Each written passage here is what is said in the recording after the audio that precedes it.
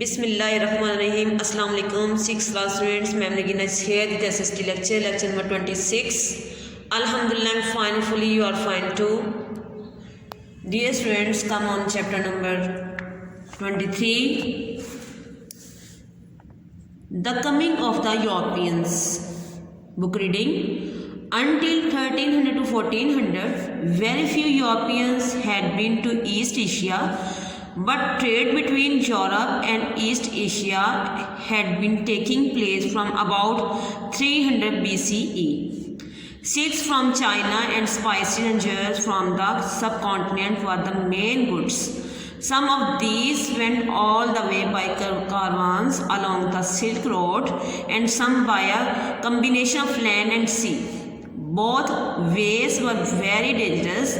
The land route had to cross terrible deserts and there were always bandits to rob the merchants. By land and sea there were storms and pirates who attacked the merchant ships. Our return journey from East Asia to Europe and back took over 2 years. In the 13th and 14th centuries, fierce Turkish armies captured much of Central and Eastern Asia. This meant that they could control most of the goods passing along the Silk Road and make merchants pay heavy taxes for passing through their territory or even stop trade altogether.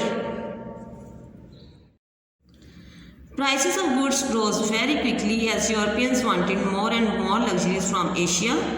European merchants tried very hard to find new ways of getting to Asia without having to go along the Silk Road. Scientists were beginning to tell people that the earth was round like a ball and not flat like a plate. Columbus thought that by sailing westwards he could go right around the world and eventually reach China or India. He did not realize that the continent of America was in the way. In fact, he died without knowing this. So when after a terrible voyage across the Atlantic Ocean, he reached some islands 1492, he thought that they were near the coast of India. They were named the West Indies and still keep that name. Dear students, these are the short questions of this chapter number 23, the coming of the Europeans. You will write these short questions on your sticky notes and later will be marked in your book. Question number 1. When did the trade begin between Europe and East Asia? Question number 2. What were the main goods of trade? Question number 3. How goods were traded between Europe and Asia? Question number 4. Why the land routes were dangerous? Question number 5. How much time was required to reach Europe from East Asia? Question number 6. Who captured Central and Eastern Asia in the 13th and 14th century? Question number 7. What was the thought of Columbus? Students, now mark the answers of these short questions. Question number 1. The trade between Europe and East Asia had been taking place from about 300 BC.